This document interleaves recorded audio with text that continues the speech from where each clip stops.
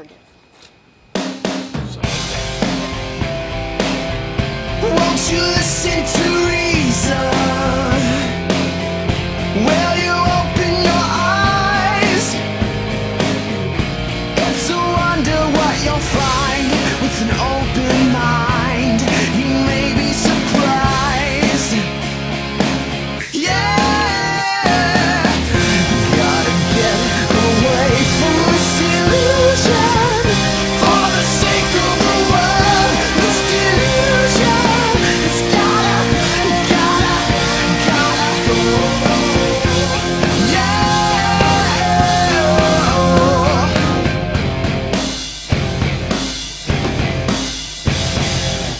Hey everybody, welcome to the Atheist Experience. We are live. It's Sunday, February 27, 2011. I'm Matt Dillahunty, joined this week Jen Peeples. Welcome back. Thanks. So you got like the two kingpins of the ACA here, so it'd be a really good day to call in. And as you'll notice, we don't have our normal CG across the bottom, which means we're going to have to kind of give out extra information. The phone number is already posted above my head, although it's a little hard to read. It's 512-472-2255.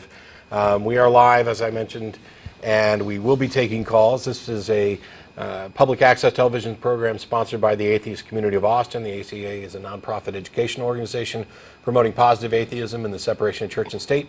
And we have weekly meetings every Sunday at Romeo's on Barton Springs Road beginning at around 11:30, except for the first Sunday of the month when we host a lecture series at the Austin History Center located at the corner of 9th and Guadalupe. That begins at 12:15. I don't have the information for the next lecture. Well, that's good because I do. You do? It's me. It's you! It's me. That tells you how in sync the two heads of the ACA. What are you going to be speaking about at our lecture? I'm going to be talking about the comfortable lies about don't ask, don't tell. Awesome. Yes. Awesome. Lots and lots of changes on that front. By the way, there's an echo in here. I don't know. Yeah. So I'm hearing Jen echo and me echo. Who knows? Yeah. The joys of live television, we think we've sorted out the issues with the phones and they've been working well for the last couple weeks or whatever, but also we're experiencing obviously the CG problems, and we're gonna go through without them. The phone lines are already full. Clearly we don't need to post any number in order to get people to call on the telephone. As a reminder, for more information about the Atheist Community of Austin, you can visit our website, www.atheist-community.org, and you can find a frequently asked questions page there, as well as information about upcoming events. There's a calendar of events there and contact information. In addition to this program, the ACA also sponsors a weekly internet audio podcast called The Non-Profits. We were live yesterday and did a show with myself, Russell Glasser, Dennis LeBay, Beth Presswood. We were all on there. We chit-chatted. We talked about arresting the Pope. We talked about some of the administration's latest legal rulings and some anti-gay rulings, some anti-reproductive rights rulings and bills that are being proposed around, and also a little bit about the Atheists of Florida group and the problems that they've been having with their absolutely crazy city council down there. So stop by the website, nonprofitsradio.com, that's PROPHETS, and you can download last week's episode along with the previous episodes. Nonprofits will not be having a program next week or the following week. They'll be back live March 19th. I've got conflicting things, including a wedding out of town. So that type of stuff happens from time to time. The number's up on the screen, and if you don't get through on the telephone today or you don't want to, you can email tv@atheist-community.org. That goes to myself, most of the co-hosts and people behind the scenes. We can't possibly answer all of the email that we get, but we do appreciate it. We do read it. And if you want to make sure that it gets through the spam filter, the best thing you can do is put AETV or NPR for Nonprofits Radio in the subject line, and I already have filters that will make sure that those get put to the top of my inbox. So that's all I've got. Okay. What have you got? Well, I pulled up this article from CNN because it's kind of an interesting story here. There's a church leader in Kenya. Her name is Patricia Sawo, or Savo, maybe that's how you pronounce it. And she's currently an ordained minister now, but she didn't start out that way, I guess. But her religious beliefs taught her that HIV was a curse from God. And in her mind, it was a moral issue. Right. It was something that happened to people who were disobedient. And so she operated with that in mind, and she had always told other people that God would heal them if they prayed and asked and did penance for their sins. And that seemed to work out well for her until one day she woke up and realized that she was covered in a shingles rash. Shingles, as some of you may know, is basically chicken pox that gets reactivated in your body when something goes wrong with your immune system. And so she went in, had herself tested, and sure enough, she was HIV positive. So after that, she started to experience the kind of treatment that she had advocated against people who had HIV, and realized that her 4 years of praying were not causing her to seroconvert to negative. So after that, she's actually doing good now. She founded a center to care for people with HIV, and now it's sort of evolved into a place to care for the children of AIDS victims. So after a child is orphaned due to AIDS, they continue to care for the children there. And she's since been ordained as a minister. And I guess the reason I wanted to bring this up is that her previous views on HIV and why it happened to people were based on her religious beliefs. And so it's yet another example where someone's religious beliefs has robbed them of their ability to feel empathy for someone else. So the only way she could understand what it was like to be a victim of HIV was to get HIV herself, and that makes this a double tragedy. First of all, it's always tragic when someone has to experience HIV, but to have caused so much harm, to spread that sort of thing in a community that's already significantly burdened from this, makes this a double tragedy. So, yeah, she's doing good now, but she's basically doing what she can to clean up the mess that she helped create. Yeah. It's directly attributable to her religious beliefs. And so, good job for changing your position. Kudos to you. It's unfortunate that it took the direst of circumstances to actually get somebody to change their mind. Yeah. On the other hand, it does demonstrate that when the evidence and the harsh nature of reality come head-to-head in strong conflict with somebody's religious beliefs, there are occasions where reality will win out for that individual. Yeah. And we've seen it many times before, and it's one of the reasons that we do what we do here is in the hopes that other, as I mentioned before, there are a lot of well-meaning individuals who are just misguided, who have had their entire ability to think clearly about not only what some of us would consider trivial aspects of reality, but also about morality and other things. They've had their mind so absolutely poisoned by these religious and superstitious kind of indoctrinations, or that it just cripples them, and it's kind of sad. So it's one of the reasons that we end up doing what we're doing. A couple of other quick announcements to get out of the way, and then we'll go ahead and start taking calls. The American Atheist National Convention is happening in Des Moines, Iowa, April 21st through 24th. I will be on the speaker list, and I spoke to Dave Silverman, the president of American Atheists, the other day. I think I'm up Sunday afternoon, so anybody who's planning on leaving early, just go ahead and stay. It'll be fun. We'll make some fun out of it. And the hotel that the convention is taking place at is currently sold out, but they've booked a special rate at the Marriott, which is about 4 or 5 blocks away.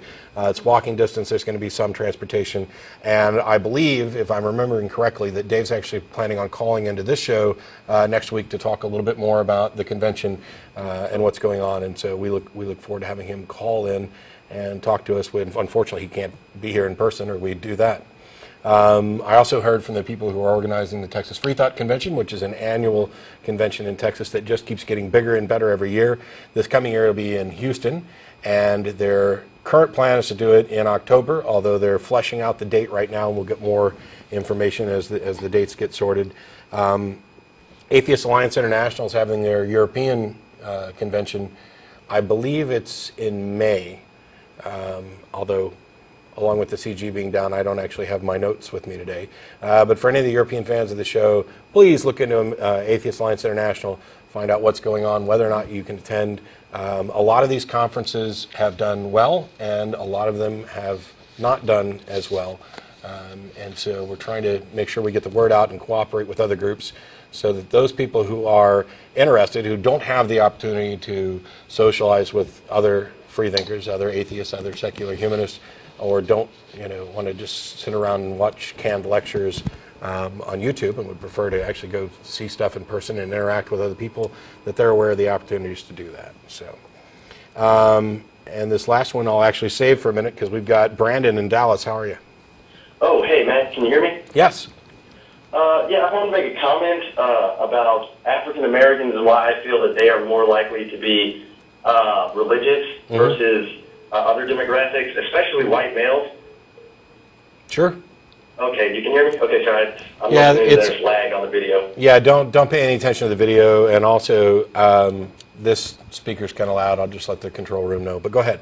Okay. Now this gets a bit politically incorrect at points, but my theory is that given the options people have had in the past and like the history, I feel that African Americans had to, in order to survive, had to be more submissive and kind of fall into whatever's most culturally acceptable. And I think that's something that kind of gets passed down. Like my dad's actually a very learned person. He's an engineer. He was actually a physics major, has a degree in physics and engineering, but he's still very religious just because, in order to get to where he needed to be, not ruffle any feathers, he was very, disciplined with religion and was just very quiet and submissive, a very submissive guy. That's kind of my comment on that. Versus white males, I guess, you're kind of, I don't know, you just have more option to think and feel and do however you feel. Sure, traditionally. I mean, it's... Traditionally, white males have been and for the most part continue to be the sort of privileged class in, the de facto, you don't run up against much opposition in American culture, for sure. Yeah, and I feel that, like, my generation growing up the way I do now, I don't really see the same kind of restrictions, or I don't feel like I have to be as threatened by authority as, like, my father's generation. So, okay. I mean, I'm obviously I'm an atheist, just recently came out in the last year, and it's, there's still a lot of resistance. It's very awkward around a lot of my black friends and other, like, minority friends, but I find, that's a lot more of my white friends that feel comfortable, expressing their thoughts beyond just what's the status quo and what's just in front of you, the mechanics of why things are, rather than just looking at what you see, Yeah, there's a lot of different groups, and it's not just, African Americans or women or gays. There's a number of different groups that are going to, and not necessarily through any intentional or overt kind of sexism or racism. Yeah, exactly. This is just an externality of way things have played out. It's just an unintended consequence of... And the one of the best things that we can do, we've talked about this issue a number of different ways before. My take on this, by and large, is I've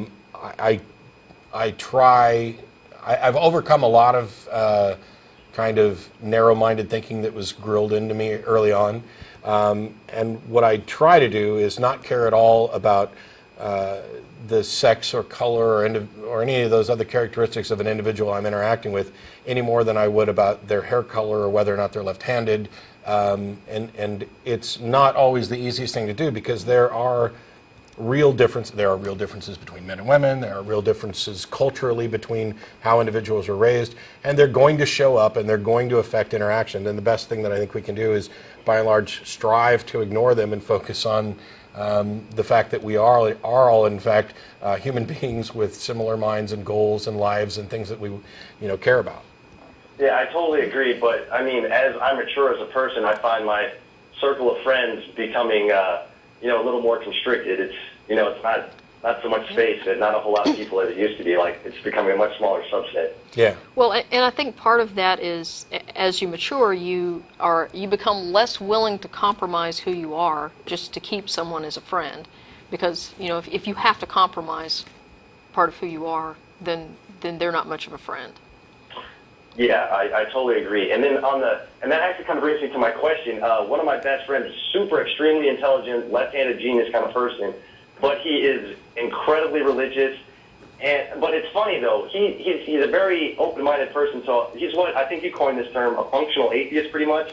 He does what he feels is right morally based on his own moral compass, which is informed by like the Judeo-Christian values. But I mean, I've had the conversation with him like, okay, if you were born in China and your everything that you know is informed by that experience, wouldn't you don't you see how those two conflicting paradigms kind of make the whole thing garbage?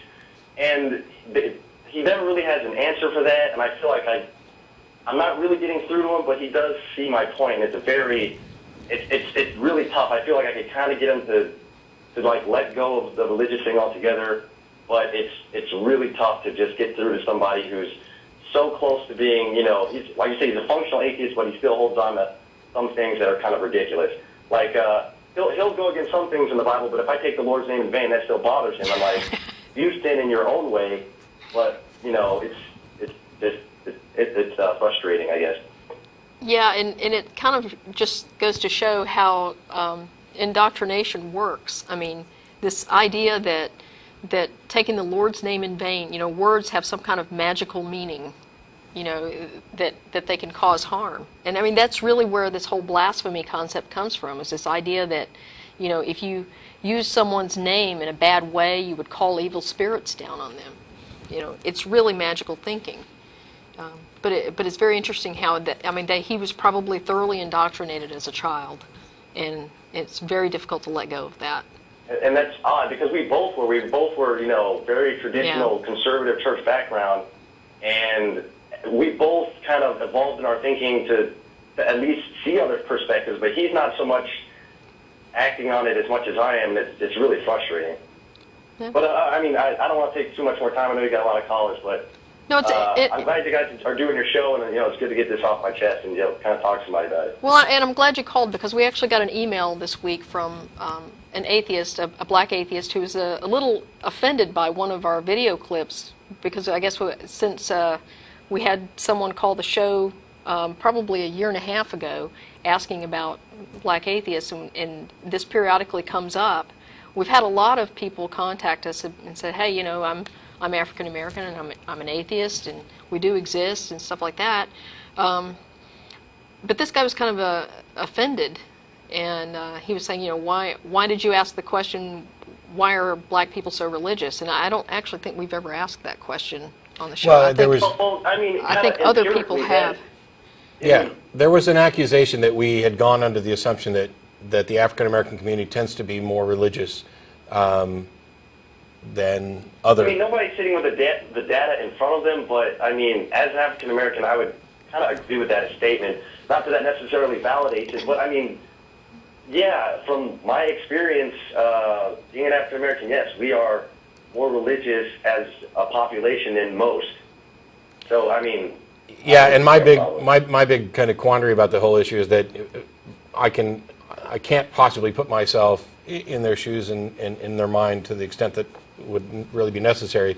But it seems to me that if you compared the average white male with the average African American male, one of them clearly has less reason to have any interest at all in Christianity. Yeah. And it's kind of a bit of a puzzle. But from your perspective, you have a more broader view. Sure. From someone who's African American. They're like, well, yes, they see the same history, but it's through a much different context. They see it as a delivery from slavery. They don't look further back at, well, you were kind of brought into this mess and then delivered from it. Yeah. Well, and some people can say, oh, it's a blessing. You can almost feel privileged that, well, look at West Africa now. It's not as good as being in America now. So there's a couple generations of just some people's entire lives being just horrible. Yeah, there's some kind of tap dancing going on. Short-sighted. Yeah, because a lot of things that really suck about West Africa are directly related to the number of missionaries that have gone there and dabbled in people's culture and promoted superstition over reason. And that's not to discount the good things that people have done with providing medical care and feeding people and stuff like that. But that comes at a cost. So there's one other thing I wanted to get to before we let you go, and that was there was a note on here that you were asking about. You're in Dallas, and you were asking for suggestions on finding other atheists to socialize with. Yeah, and I was kind of wondering, when you guys do get together, what's the...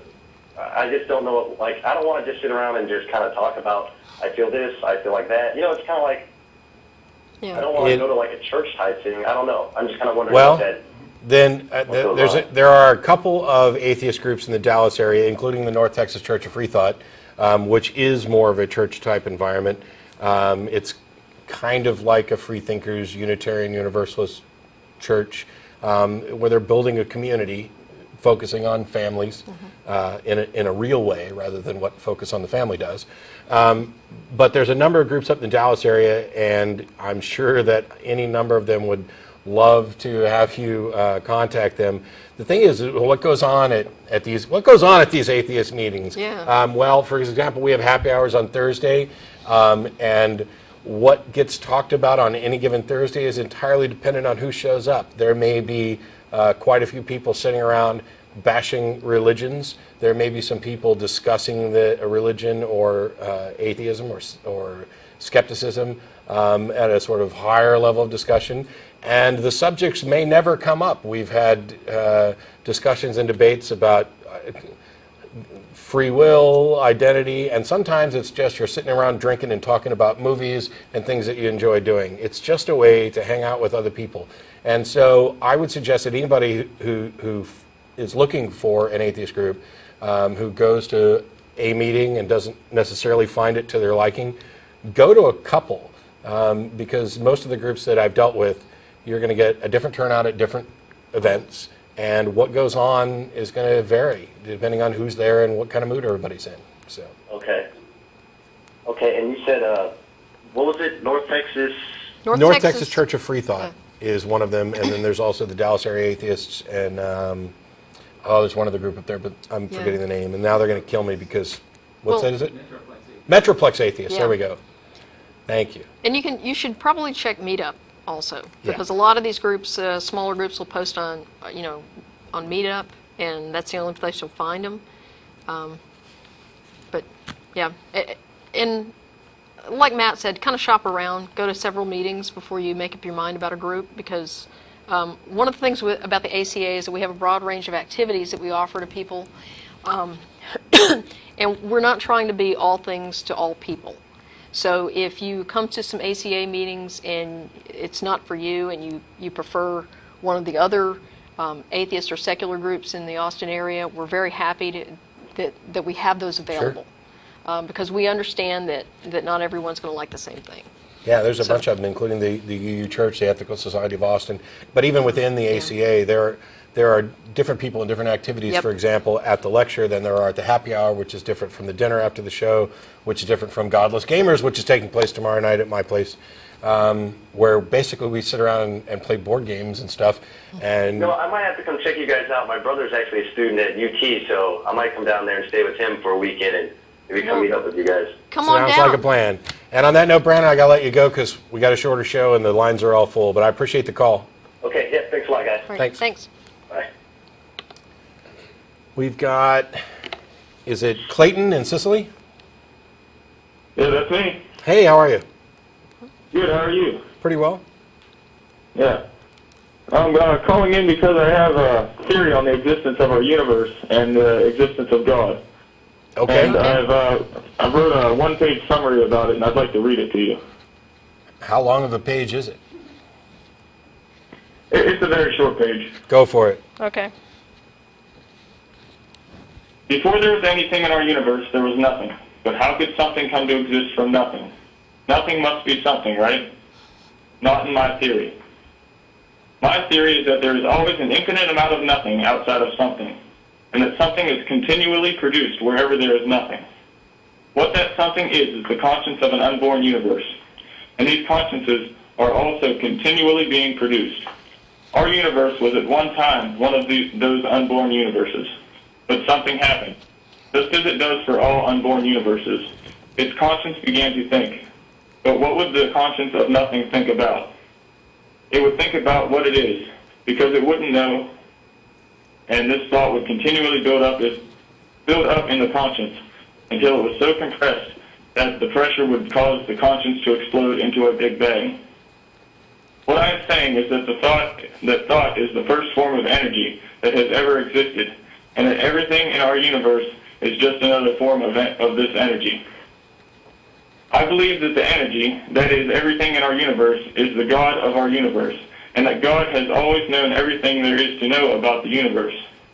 In the beginning, God's knowledge was very limited, but now it is very complex because everything that has been created from that original thought energy is an extension of God's consciousness, even ourselves. However, I believe that all things that exist also have their own conscience, everything from the smallest particle on up to the entire universe.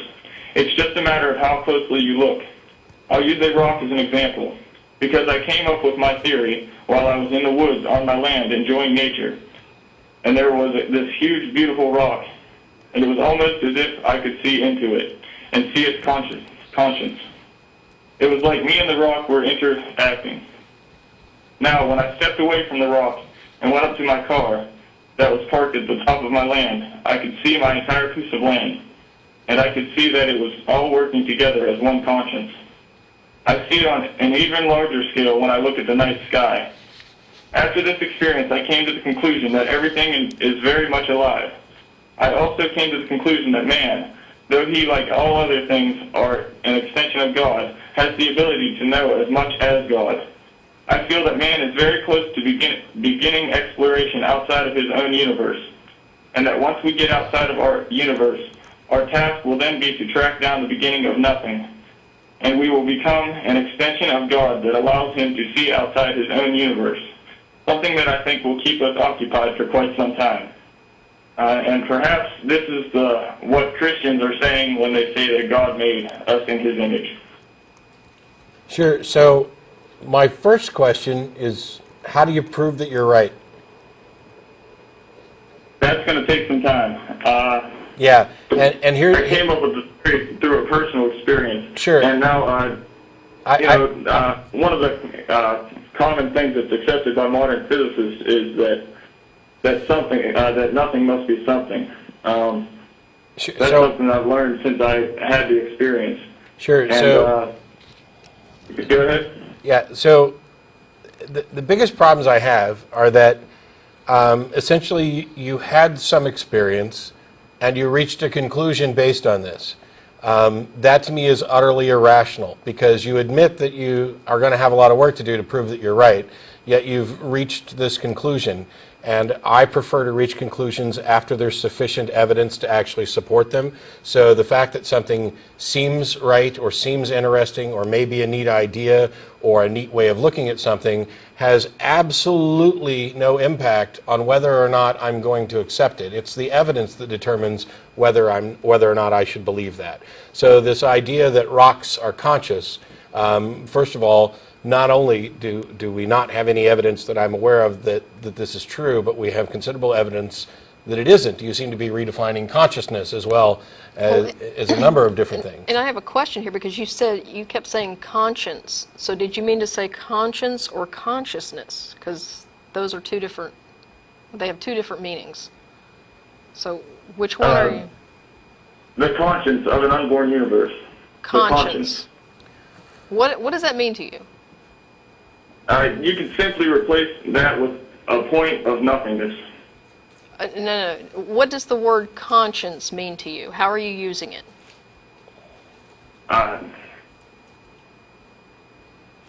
Conscience is the thing that allows things to exist. It's whatever it was that produced the energy that causes all matter to exist.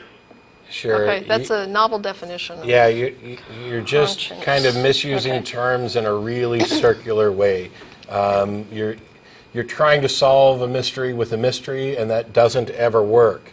And so when the terms are ill-defined or misused, and when you have no evidence for it, then all I can say is, it's indistinguishable from any other neat science fiction, except that I don't particularly think that your idea, no offense, is as good as some science fiction I've read. Because, not only is there no compelling reason to think that rocks are conscious or that everything is conscious.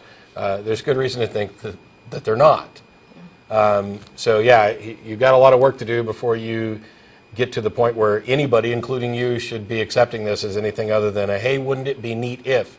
And these types of things are common. I mean, you know, you go watch, what was it, Animal House, where after they smoked a bunch of weed, they talked about, what if our universe is just one, you know, Yeah. and other things. Those types of things, the neat ideas happen all the time. And sure, I encourage neat ideas and investigation and exploration all you want, but just try to keep in mind that the time to believe something is after there's actually evidence for it, and not just because it's a novel idea that you came up with. But I appreciate the call. Yeah, precisely. That's exactly what I'm saying. Is that it is just a theory.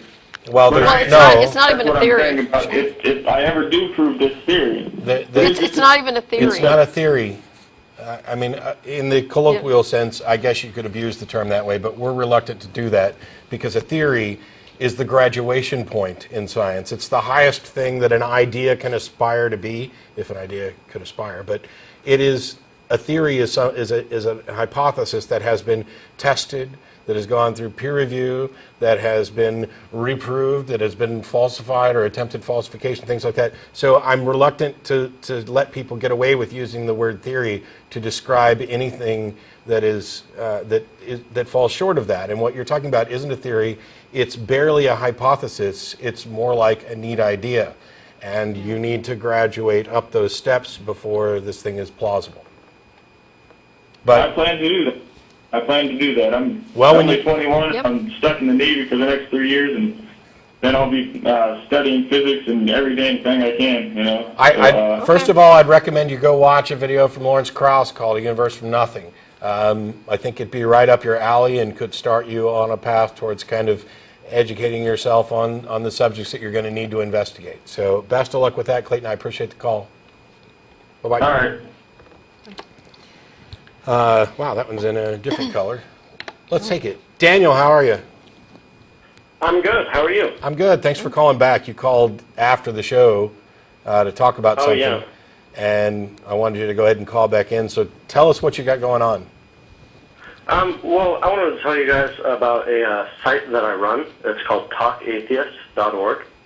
And it's similar to a service provided by the Mormon Church, where you submit your name and a question, and you get to talk one-on-one, or in the case with the Mormon Church, two-on-one with a Mormon. But my website does the same thing, except for instead of talking with a Mormon, you're in fact talking with an atheist. Okay. Interesting. How do you go about settling the issue of that pretty much atheism is just one thing, and whatever any atheist believes outside of the question of the existence of God is up to the individual? I mean, it's not like we have any authority or governing body or dogma. I mean, you know, are we rubber stamping atheists to be on the talk line, or is this just more a, you know, some kind of informal counseling or something? Yes, actually, in fact, we get that a lot. And if you look at the website, there's a disclaimer on the front page that says, just because someone in the chat says one thing doesn't mean that all atheists believe that. You're just talking to one atheist, where, in fact, other atheists could, in fact, believe other things. It says that the beliefs of the person that you're talking to is not necessarily the beliefs of talkatheist.org or of atheists in general. Okay. How much, I mean, are people already making use of this, or are you just getting it off the ground now? Actually, the site is about 3 weeks old, I believe, and we've already received coverage from people like Hamanta from friendlyatheist.com, and other people have expressed interest, including Robden Bleicher from Explosum, who's advertised our site. So we're definitely hitting it off. Great. Well, let it go for a little while, and feel free to call back in, let us know how it's going and what sort of response you're getting, and, you know, whether or not you've received feedback from people that, you know, have benefited from it and stuff like that. And I'll try to get a link up on Facebook or something for you. All right. Okay. Thank you. Thanks, Daniel. Appreciate Thanks. it. All right. Thank you. Bye. Bye. By the way, if you do go to talkatheist.org, you will not be talking to me, and that's not because I have anything against it. It's because I just have way too much to do. So don't think that just because I'm encouraging people to give this a try that you're going to get to talk to me. John in Helsinki, how are you? Hi, I'm fine. I'm an American. I live in Helsinki, but I've lived here for 15 years. I'm an atheist. I've been an atheist all my life, but my adjusting hasn't been the religious kind. It's been the sort of political kind. Well, I don't know if it's political. It's just adjusting to life in Europe. So my wife is Finnish. But I just wanted to. So I hang out at atheist sites here in Europe. So like Richard Dawkins, I guess you know him, right? And Christopher Hitchens is quite popular here as well. Yeah. I found your site on with a referral from Richard Dawkins' site. I guess he just noticed you last week, and he's interested in contacting you. And if he hasn't, you ought to give him a buzz. We've already had correspondence with him. Yeah, we got an email from him and have replied, but I got nothing to add on that yet. We'll exchange a couple more emails and find out what's going on. Okay, cool. But thanks for letting us know. I appreciate it. And so I do have one question, I guess. So regarding Christopher Hitchens, who I like a lot, he has this thing about. Well, he has a great quote. You know, he says Nietzsche said, you know, God is dead, and Freud said God is dad. And I guess that his theory being that, you know, God is this absurd sort of it's not just that it's not true, but that it fulfills a political role in society. It's like a tyrant, basically, and people who are part of the flock, right, are slaves, and he considers that immoral. Which I wonder what your opinion is. Is it immoral to be subservient to a dictator, I guess? And is there any situation where it is not immoral? Like, for example, if you have a dog, right? Is it immoral to have a dog, to be the master of a dog? You know what I mean?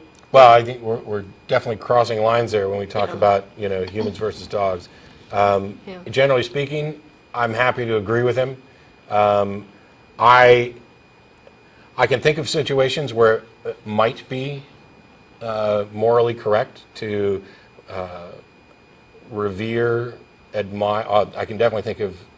I have no problem with people revering others or admiring others, or being someone who has found someone who is wiser and smarter, whatever, and wants to rely on their guidance type thing. The very notion of worship I find repugnant, and the idea that there is some God being, any God being who would be deserving of anything like worship wouldn't want it. Yeah, I agree with you, but I guess the point I'm questioning is it clear that it is an immoral thing? Like, I mean, if it's immoral to, and I guess I don't really understand the distinction between dogs. Dogs are very human. No, they're not. Why would it? I have 2 dogs, okay, and they're not humans, okay. I know they're not biologically human, but there are a lot of similarities. I mean, we're just primates, right? We're monkeys. Yes, we are, and yes, we share some similarities with animals, especially animals that we keep as pets, for example. But as far as whether my dogs regard me as their God, I don't think they do. And I have certainly not set myself up as, you know, the God of my dogs. I have set myself up as their pack leader, which dogs do. And so all I've done is I've taken a little bit of dog psychology and I've used it to help my dogs understand how they fit in with our household. That makes the dogs happier. Yeah. So is being a pack leader immoral? No. It's a normal thing for the dogs.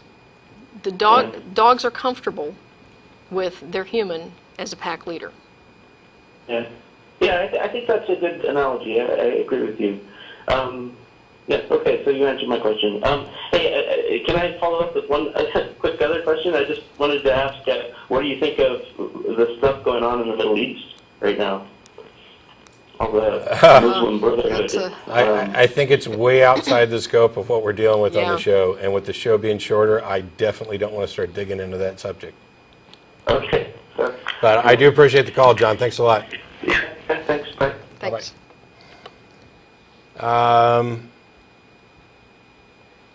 Wow. Oh, as a reminder, after the show's over, we're going to be going to dinner, something I didn't announce beforehand, at El Arroyo at 1624 West 5th Street, near the intersection of 5th and Campbell, just on the east side of Mopac. Hey, we can actually see the number up there better, so I'm not going to have to re-announce the number. We'll go with, I think we just lost somebody, but I'll try it. Is this John in Richmond? Hello, this is John in Richmond. Hey, John, Great. how are you? Doing great. I just discovered you guys and watched it a couple times online here. Really enjoy your show. And what I wanted to speak specifically about is the concept of belief and how even we atheists still will sometimes try to think in terms of what we believe. And belief is all about deciding what you want the truth to be. No. That's not, John. That's not the definition of belief that I would use in any context. Belief. Well, the dictionary defines belief as something that you accept without evidence.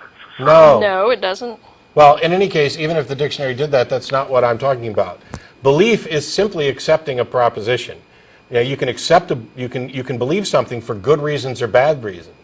And you can believe something to different degrees of certainty. You can be absolutely certain about very, very, very, very, very few things, and that's a separate discussion. But you can be very strongly believe something based on good evidence or bad evidence. You can kind of believe something based on good evidence and bad evidence. Belief isn't just accepting something without good evidence. That's faith. That's gullibility. My point would simply be that we all ought to try to understand it. We would use words such as convinced. I'm convinced that, or after looking at the evidence, it seems to me, or et cetera, et cetera. But belief, even if you're saying I believe in supply-side economics, or whatever it is that you believe in. Well, there's a difference between believe in and believe that.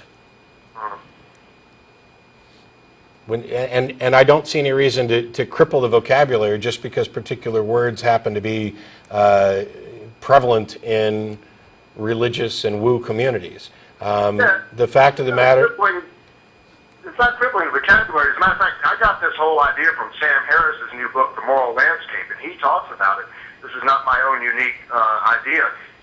I picked this up from him just recently, and I began to pay attention to the way people use the word believe or belief in conversation, and this is what you find, is that believe or belief, typically when it's used in conversation, means that you're trying to accept something that because it's what you want the truth to be. And I don't buy that at all, and having read Sam's book and agreed with it, I don't know where you got that out of the book, and I can't speak for Sam. But all I can say is that when I talk about belief, I'm simply talking about accepting some proposition as true in the simplest possible sense. And then from there you move on to determining whether or not you believe it for good reasons or not. All right, well, I enjoy your show. I appreciate it. I would urge you, though, after the show sometime, go to a couple of dictionaries and look up the word belief. Why would I care? Dictionaries describe usage. They don't define things authoritatively. And if I'm using a word in a way that is at least consistent with the usage of other people, then why would I mean, you're not even drawing a distinction between belief in and belief that. And a dictionary is going to have a number of different definitions listed for belief, and some of them are going to reference belief as the verb, and others are going to reference belief as a noun, and those are different things. A belief versus believe. And so, telling me to go look at a dictionary, not going to have any impact on what my position is on the word. Well, in any case, while we were sitting here talking, I actually did look it up, and the prevailing definition of belief on the online dictionaries I looked at was the psychological state of being convinced that a proposition is true. But and generally it includes words without evidence. No, No, it well, did not include that. Let's go look. I mean, you're gonna make a claim about what dictionaries are saying, and I already said I don't care, but let's just actually look it up right here. I'm at dictionary.com, and if I can get this thing to scroll down. Yeah, I just did a Google search on it. Number 1, something believed, an opinion or conviction. Number 2, confidence in the truth of the existence of something not immediately susceptible to rigorous proof. Well, that's the part I'm 3, talking about. 3, right, sure. So a word has multiple usages, and you're saying that we should shy away from it because somebody else is using a different usage in a way that doesn't necessarily benefit us? I don't buy it. Okay, well, small point, and I enjoy Yeah. your show, and I'll keep tuning into you, and I will avoid the use of the word belief or believe myself. And you can do that all you want, and I'm fully support your right to use whatever language you like. Bye. Cool. Thanks a lot. All right, thanks. Wow. All right, let's try this. We got about 15 minutes left. Jeff in Atlanta, how are you? Oh, hey, this is Jesse in Atlanta. Sorry. Jeffy. Yeah, I should have Yeah. noticed that. I was Okay. trying to read too quick. Go ahead. Oh, it's all good. Hey, I've actually got a challenge for you and one for Jen as well, and I'll try to be Okay. brief. I've heard you say on the show before, Matt, that you sort of believe that slavery is always wrong, objectively. I don't- period. And this, I don't sort of believe that. Yeah, you do believe that. Yeah. I pretty much absolutely believe that owning another human being as property in violation of their desires is immoral. Yes, and I understand where you're coming from with that, and yet this relates to something else that Sam Harris said that got me thinking about the point. My view personally is, well, that the reason we have morality at all is sort of an emergent property that comes out of the fact that there's 6 billion people on this planet. Everybody has a different idea of what morality is.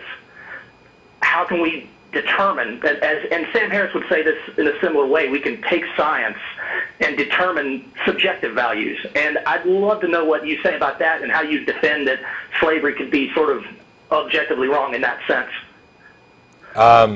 Wow, the number of people who are trying to speak for Sam today is shocking. Yeah. Especially since... No, I'm not at all. I'm not at especially all. since... I've watched him give several sort of Yeah. debates on this subject, and he always seems to come down on this point. Well, science can answer everything, and I believe it can answer so much, but can it answer this? Can it answer whether slavery is actually wrong? Yes, and Yes. I've done the same thing. I've been running around the country for the last couple of years delivering a talk about the superiority of secular morality, Right. talking about these very issues. I'm in almost complete agreement with Sam. And the position is, I would disagree with your characterization of why we have morality. It's not an emergent property. I don't think I would call it that. I think it is constructed because there are human beings and interactions, and we recognize that actions have consequences, and we can evaluate those consequences. Well, And yes, and if I may interrupt, I'm sorry, but my particular understanding of morality isn't that is basically that it doesn't exist except in our minds as an a priori thing for each individual. When I say emergent property, I just mean people perceive it sort of as a sum of the fact that you have this idea, you have this idea, you have that idea, etc. And they sort of imagine, well, morality sort of lives in this cloud, and there's a thing called morality. Well, there's not. No, there's not. There's But if we not. can't- There are evaluations of actions with respect to goals and consequences, and that's about it. And I find it absurd. I don't know what kind of argument somebody could make for the morality of slavery, given the definition that Personally, I can't. Personally, I don't think anybody Sure. else in the room could. But And at what the I'm same time, what you're speaking of is some Wow. sort of like it's inherently wrong, which is what I kind of have a thing against. No, I'm not saying it's inherently wrong. Okay. It has. There well, is can no. you draw a distinction for me there between is. absolute and inherent? Wow. Let me finish. There Sorry. is no inherent right or wrong in some action. These are Yeah. assessments that we make, and we make them with regard to the consequences that they produce and the goals that we desire. Sam draws this up as moral evaluations relate to the well-being of humans and animals. My take is very, very similar.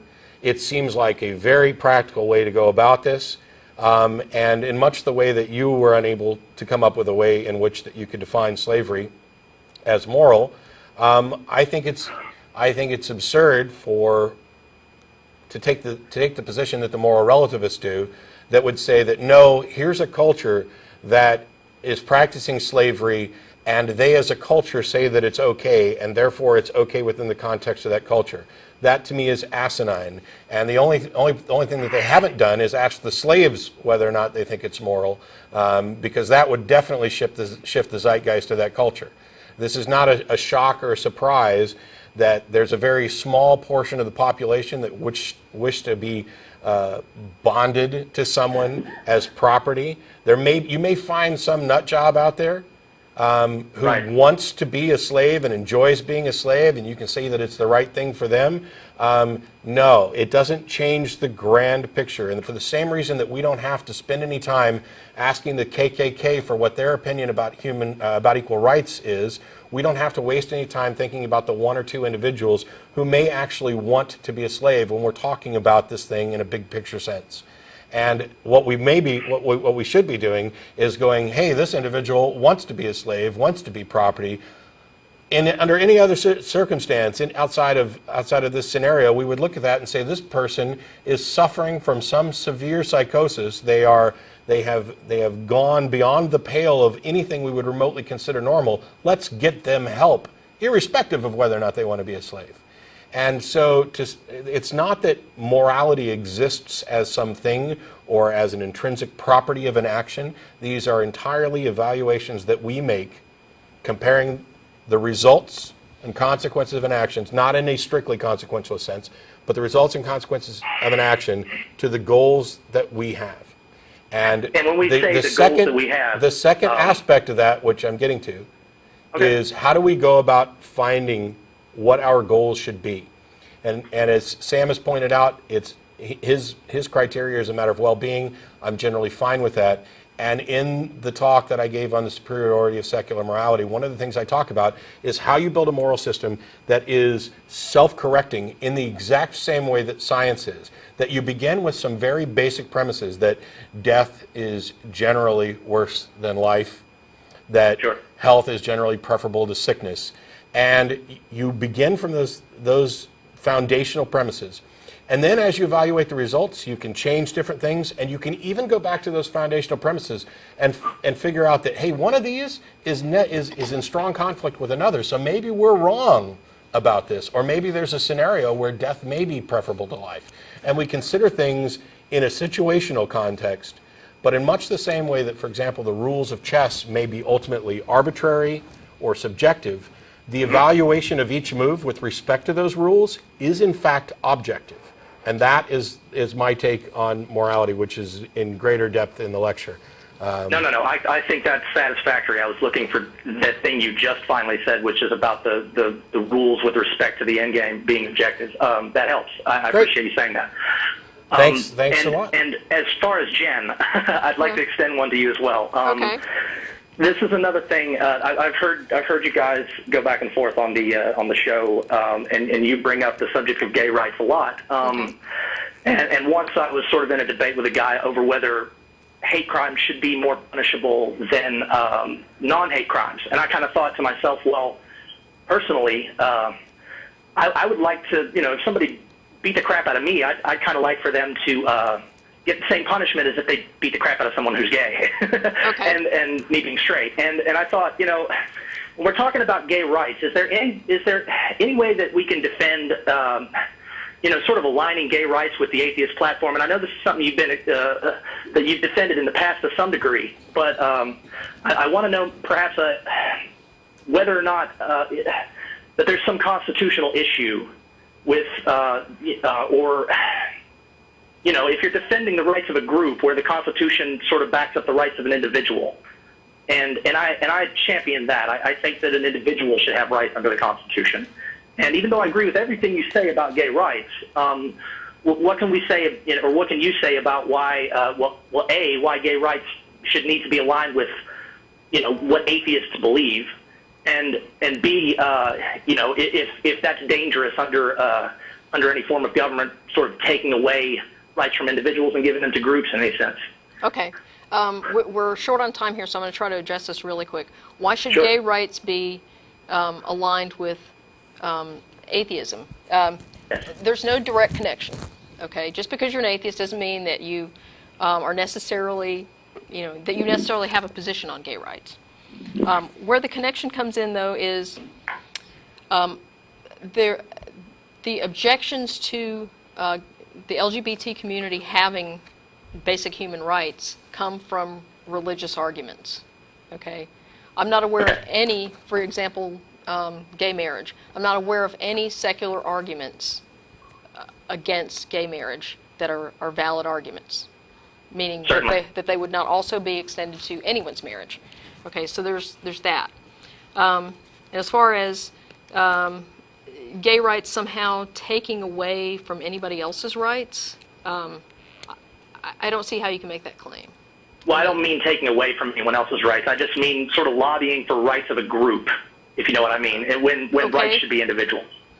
Well, I think that the Constitution spells out that individuals have specific rights, and so if my rights as a gay woman are less than Matt's rights as a straight man, then my individual rights have been infringed. And I understand your point. Okay. Thank you, guys, and sorry for taking up so much of your time. All right. Sure. All right, no We got about a minute left. Thanks a lot, Jeffy. Thanks. Thank you. And they've been infringed because of that category. Right. I mean, the Constitution did a really good job of trying to extend all these rights to people, but there were specific groups that were prevented from having the rights. And that's the whole point, is that we are actually striving for a proper equality, right, where you get all of the rights that everyone else should, regardless of your sex, sexuality, your skin color, or anything else. Wow. Are you kidding me? Yeah. Hey, Roy, in Paris? Hello. I apologize, but there's only like 20 seconds left, and there's just no way. I'm just glad I found you on the time here because it's after midnight. Yeah. So I like very much your show. Thank you. Just watch it on YouTube. Thanks a lot. And I'm going to have to ask you to, maybe you can call back next week an hour earlier. I'll try. You don't have to stay up as late if you call up an hour earlier. Good luck, guys. Thanks, Roy. Hi, Appreciate it. Jeff. Hi. I'm a big fan of all of you. So have fun. Thank you. Thank you. Roy is a Christian caller from Paris who had wanted to share his opinions about God, and I actually look forward to possibly talking to him about it next week. We're pretty much out of time. Yeah. And boy, that Winding sucks. An hour just goes faster and faster. Yeah. Or seems to. As a reminder, there will be a show next week. I'm on with, is it Tracy? It's Tracy. It's Tracy. So last week when I announced it was me and Tracy, it's because this show didn't even appear on the website. We don't know what happened. This is the missing show with the missing CG. And we'll be down at El Arroyo. Thanks everybody for tuning in. We'll see you again next week. And normally we would put up the graphic of all the fine people and the producers in the back room, like Frank and Steve and Shelley and John. And so just pretend like the name